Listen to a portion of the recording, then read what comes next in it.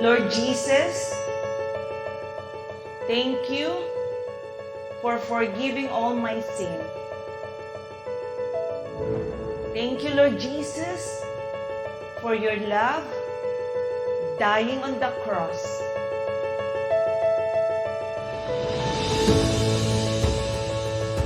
Lord Jesus, be my Lord, be my Savior, and be my Master.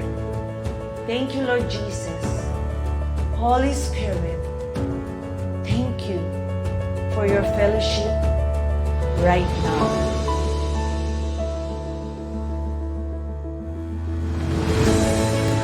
Because you are the God who create light and bring peace. You are the God who established everything, Lord God. Protect every one of us. Make your face smile upon every one of us. Bless every one of us and keep us. May you lift up your countenance and give everyone your shalom. Please seal our prayer. The glory, honor, praises, power belongs to you before all time, now and forever. In Jesus' wonderful name, amen and amen. Praise the Lord.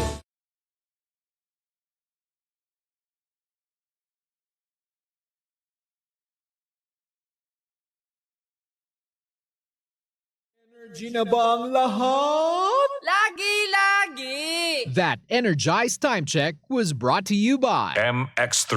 Dito ako believe. and download Bingo Plus app now on Google Play and Apple App Store. Visit bingoplus.com to learn more. With Bingo Plus, bingo sa saya plus sa panalo. Gambling is for 21 years old and above only. Gambling can be addictive. Know when to stop. Huwag mo sabihin, radyo! Huwag mo sabihin, radyo! Sabihin mo! Sabihin mo!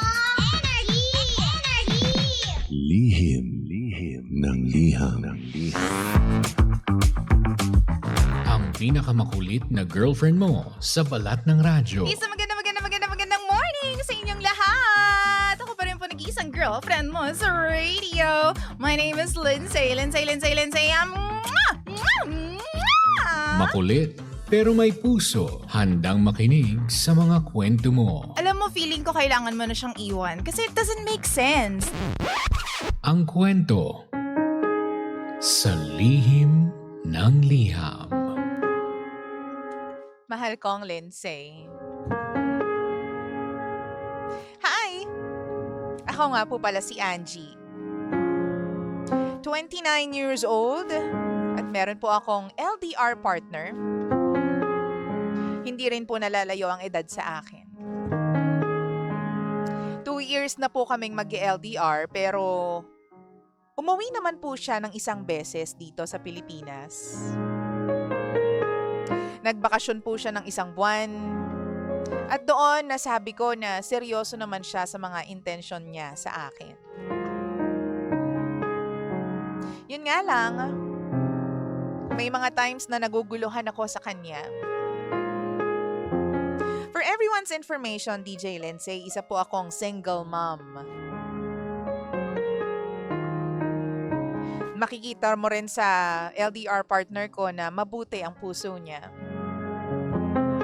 Breadwinner siya ng kanyang pamilya. Kaya kahit pa malaki ang kita niya sa ibang bansa, ay nahihirapan pa rin siya. Magpa 5 years na po kami this year. Pero nagkakatampuhan kami at nag-aaway.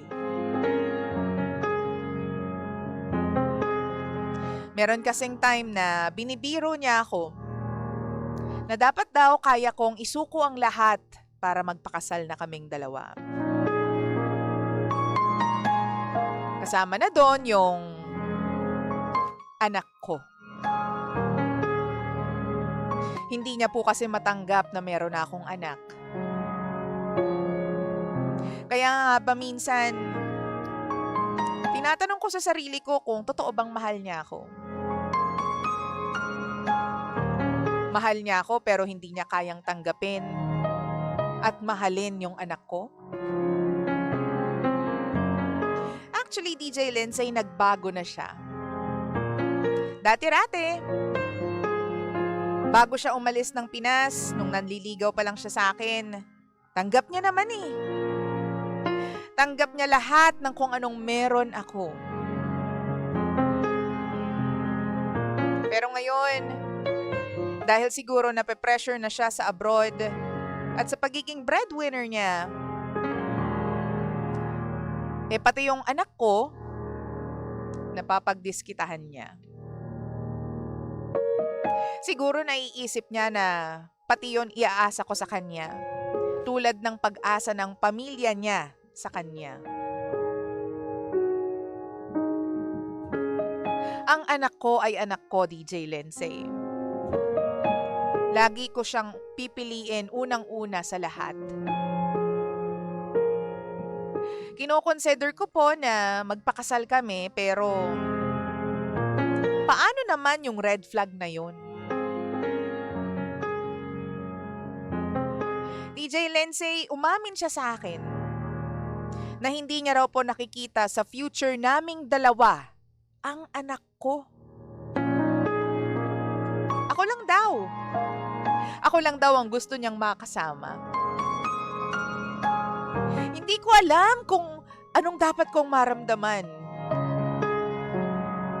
Parang bigla niyang tinanggal sa picture ang anak ko. Ganun ba ang pagmamahal? Matino naman siya eh. Focused sa work, walang babae.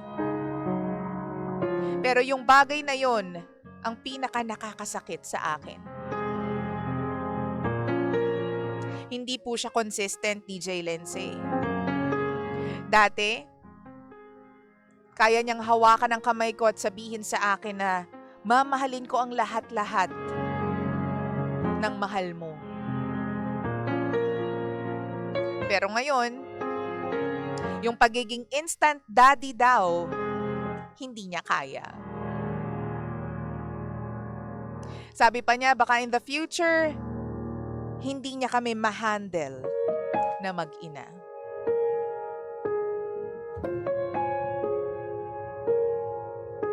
Alam ko po na mahal niya ako at ginagawa niya ang lahat para maabot ang kanyang pangarap, DJ Lindsay. Gusto niya po talagang magtagumpay sa buhay nang nandun pa rin ako sa tabi niya. Sinusuportahan ko naman po siya, DJ Lindsay, at alam kong nahihirapan siya mag-provide. Lalo na't kailangan din niyang suportahan yung kanyang pamilya. Tinatanong niya nga ako kung gusto ko pa rin ba daw ituloy at mag-risk para sa kanya. Sa isip ko naman, DJ Lindsay, paano kung tumagal pa kami? Paano kung bigla niyang ma-realize na hindi niya kayang tanggapin ang anak ko? Paano kung kapag kasal na kami, sa kanya, paalisin ang anak ko? Kasi ngayon pa lang na lumalaki na yung bata, kailangan niya ng tatay sa tabi niya. Kailangan namin ng taong poprotekta sa aming dalawa. DJ Lindsay, mahal ko siya. Pero dapat ko po ba siyang pagkatiwalaan ng future ko at ng anak ko? Magbabago pa ba ang mga ideas niya? Matatanggap niya pa po kaya ang anak ko? Muli, ako si Angie.